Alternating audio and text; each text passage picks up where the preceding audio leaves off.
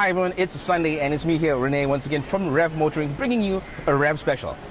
We are here at Bosch Singapore HQ at Bishan for a really special event. Bosch basically is hosting a very special vintage and classic car showcase, including motorbikes as well. And we're going to kind of take walk through time and check out some of the really amazing vintage cars and motorcycles right here at the show. Bosch has been actively shaping the car industry for the last 125 years, and today at the show, it's kind of a partnership between the Malaysia and Singapore Vintage Car Register, or MSVCR. The annual event is open to the public and is absolutely free of charge.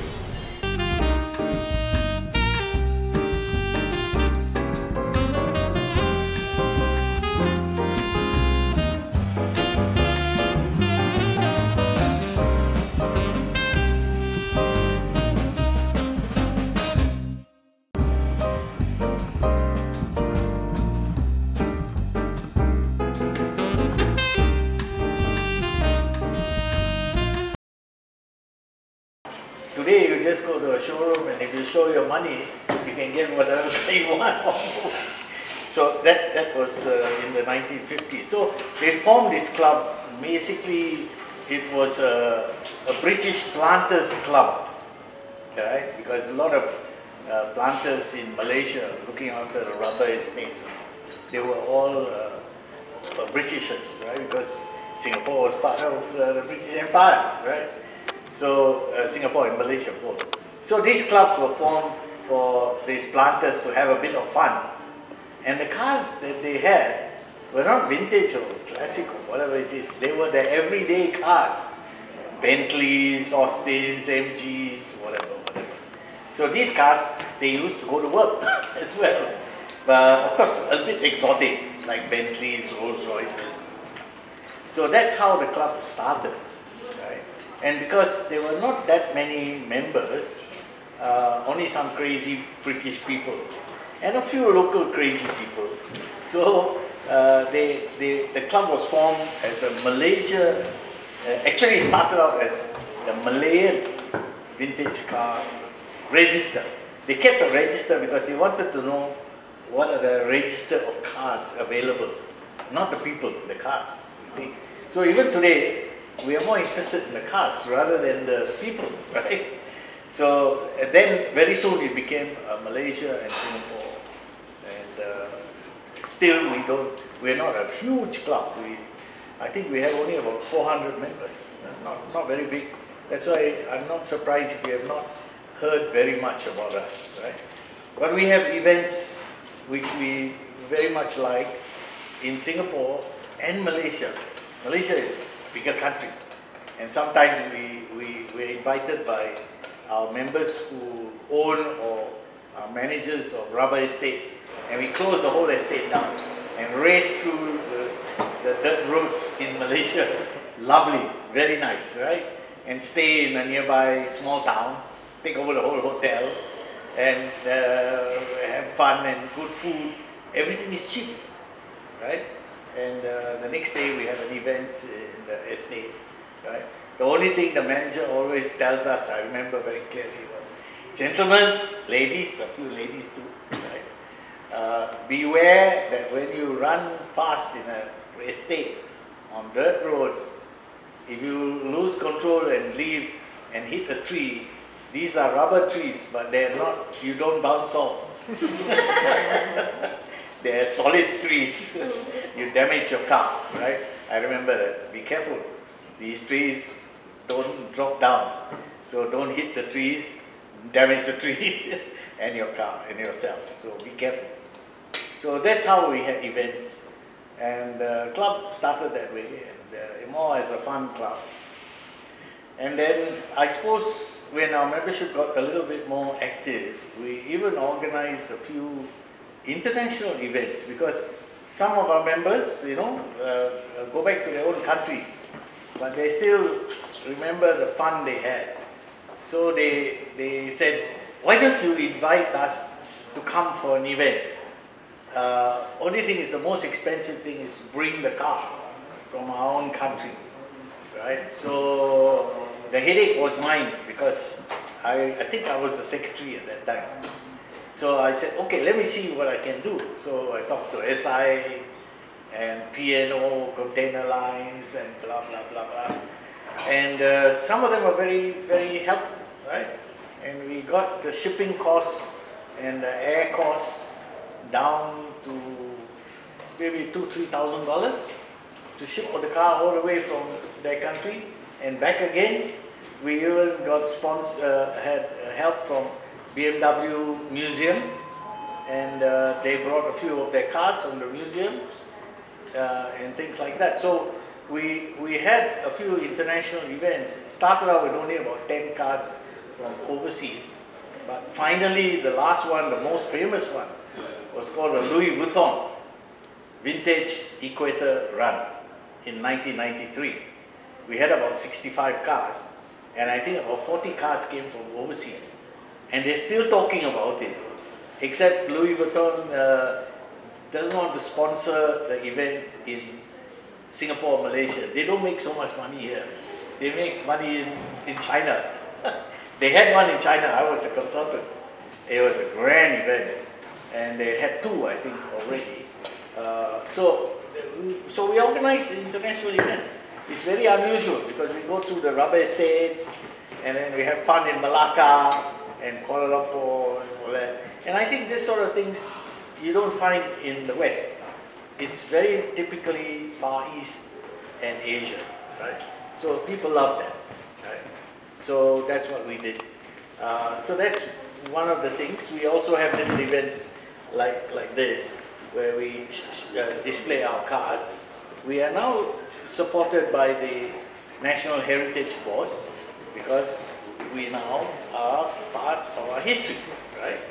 And you know, as you can see, the members they treasure their cars as part of history and polish them and clean them and keep them in good shape.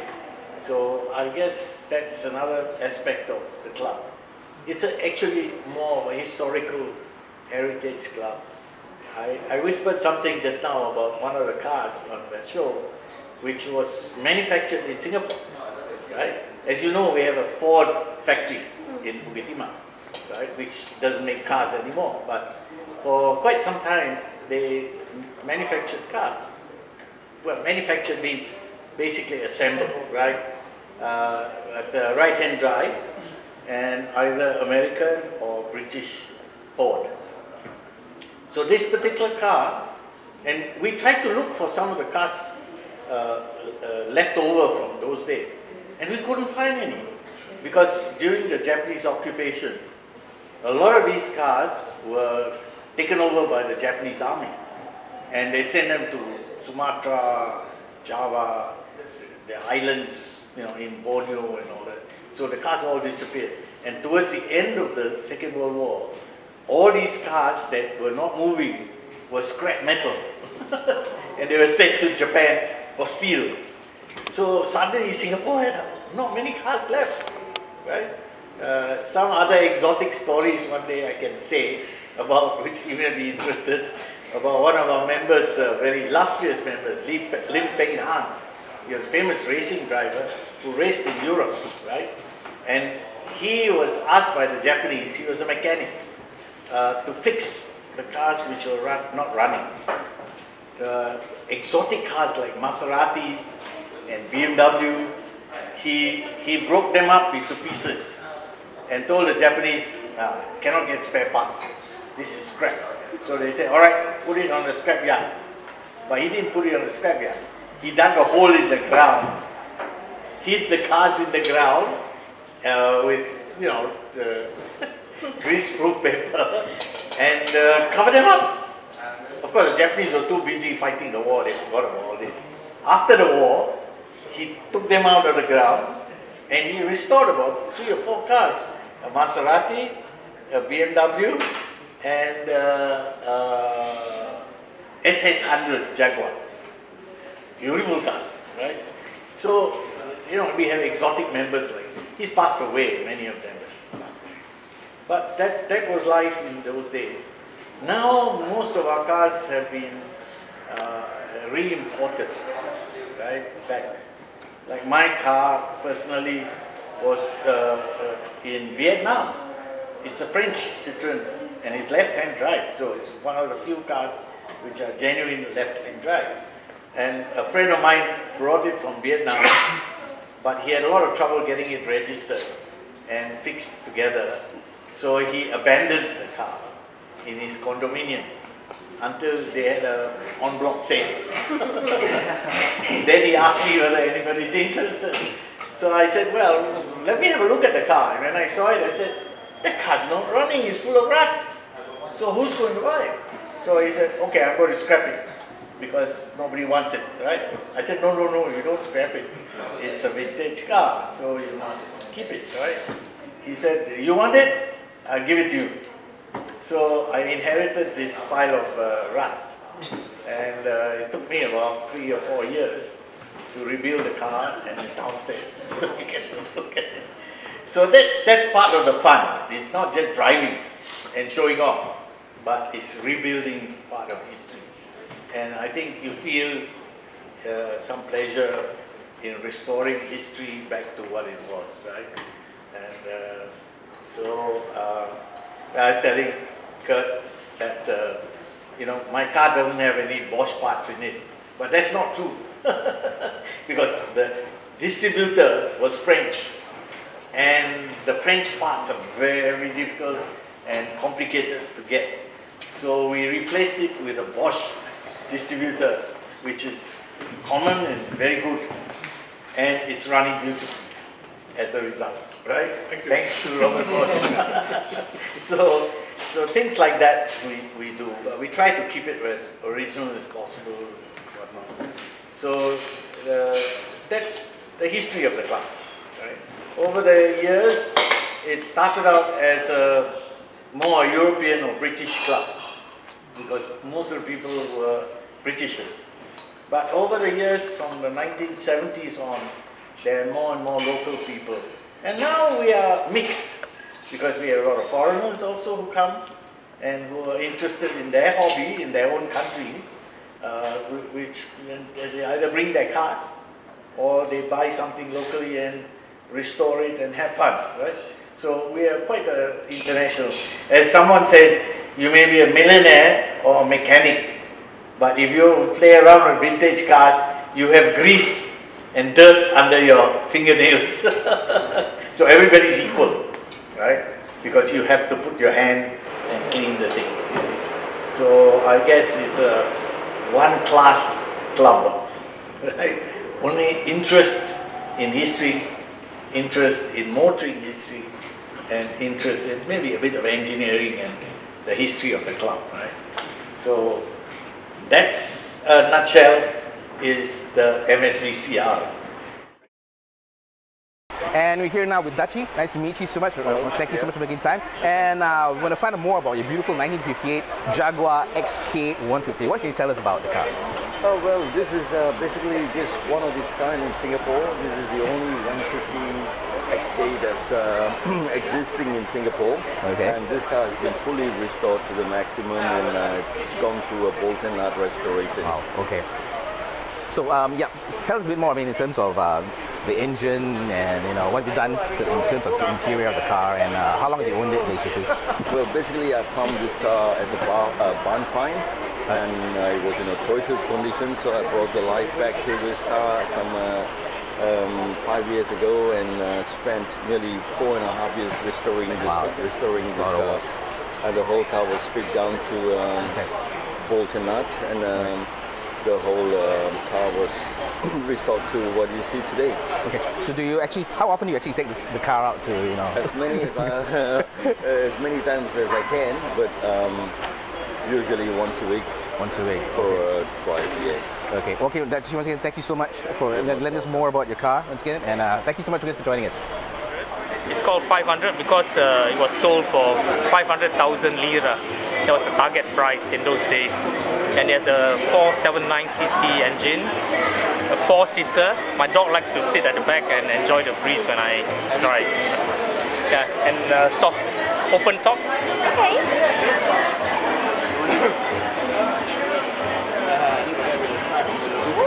Open air motoring at its best. Thank you. And we're with Guillaume, who owns this really beautiful 1965 MGB Roadster. So Guillaume, tell us a bit more about your car, about this car, and why you decided to go with the MG. So the car was imported in Singapore in '66. So it's been in Singapore almost since it was built. Wow, okay. Imported in white, resprayed in red. When I bought it, it was red. Okay. And I decided to paint it in a color called silver birch, which is not an original color MG, but very famous for Aston Martin. Right, exactly. I noticed that as well. So in terms of internals and for the interior, have you done anything, or is it still stock? I've rebuilt completely. So when I took it, the engine was to be rebuilt, the bodywork had to be resprayed, and a lot of rust. Right. But because I'm using it every day, I decided to do a good job so it can last for a long time. Right. And all the stuff you done, other modifications in Singapore as well. Oh, in Singapore. Okay. So we've got a couple of very good workshops that focus on vintage cars as well. Okay. And very unfortunately, it's an old workshop and workshop owner. So I think the skills and competencies are disappearing in Singapore. Right. And but there's more and more. Actually, there's more and more. Interest in classic car in Singapore. Right. So hopefully we'll see a new generation of mechanics. Yes, I guess because everybody's now interested in fuel injection and all the technology and everything else, nobody really cares about vintage cars and everything. So I guess it's a bit hard. Yeah. And I guess one thing for you that really spoils the car is that ERP unit. That kind of kills the whole vintage feel. But honestly, it's really cool. And Guillaume, thank you so much for making time for us. And once again, we're already here at Rev. Now we're with Alan. Alan, thank you so much for making time here on Rev Motoring. Tell us a bit more about your 1951 Mercedes-Benz 170 as a story behind it. Okay, this car I took it over since 1989. All right. Yeah, the car is in bad shape. I heard the story about that one. Then I take almost 10 years to do the full restoration. Wow. Okay. Yeah. So basically, everything that I see here this wasn't the case when how the car sits right now. It's totally revamped. Okay. A lot of things I got it maybe from eBay. Some my good friend, the German friend Meyer, helped me to send it back German for recon. Wow. Okay. Yeah. As long as he can find certain parts on eBay or whatever suitable to my car, he will buy it. Then pass it to me. I see. Okay, so how long do you take out this beauty on the road in Singapore roads? This one, I try to put it on the road on twice a month because due to this is a classic. Exactly. Yeah. All right. Okay, so Alan, thank you once again so much for sharing us about your beautiful Merc. I absolutely love the grill, by the way. Thank you. All right, thank you so much. And we're with Mr. Loh. Mr. Loh, thank you so much for joining us here on Rev Motoring. And Mr. Loh owns a 1974 Volkswagen Microbus, one of my favorite vehicles. I kind of liked it when I saw Scooby-Doo. And Mr. Loh, so tell us a bit about your Microbus and a bit about yourself as well. Yes. This car I used from 1974. I 78 years, long time already follow me. I see. Okay. Yes. Some people they married, they're wedding, they also bought it for my car. Okay, so some people actually rent your car for their weddings and stuff like that. Okay, nice. Just for you help my friend only. I see. Not earning money. Okay, so tell us, have you done any changes to the Volkswagen Microbus? Have you changed the color? Did any painting or exterior works to the car? Means have you done any? You painted the car before, or is this the original color? No. I designed myself. You designed yourself? Yes, wow, yes, cool. Okay, once again, it's a fantastic vehicle. Mr. Loh, thank you so much for joining us. Thank you so much. Thank you. And that's Mr. Loh once again with his 1974 Volkswagen Microbus.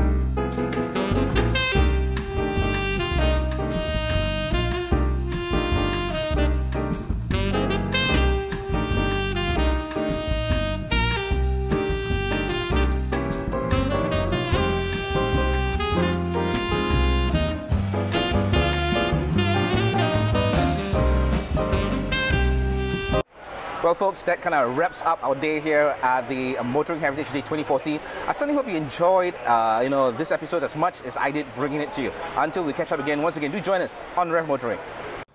Do remember to like us and join us on our Facebook, YouTube, Twitter, and Instagram at the links below. If you'd like us to showcase a certain car model on our show, leave a comment below or message us on our Facebook.